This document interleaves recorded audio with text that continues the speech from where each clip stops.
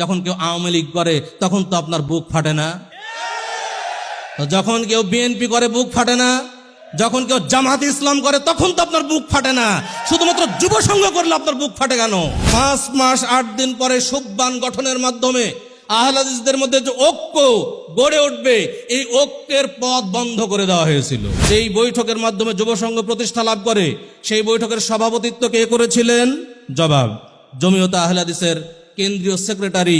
বাংলাদেশ আহলে হাদিস যুব সংঘ আওয়ামী লীগ নয়, বাংলাদেশ আহলে হাদিস যুব সংঘ বিএনপি নয়, বাংলাদেশ আহলে হাদিস যুব সংঘ জামাত ইসলাম নয়, বাংলাদেশ আহলে হাদিস যুব সংঘ গণতান্ত্রিক কোন সংগঠনের সাথে সামান্যতম সম্পর্ক রাখে না।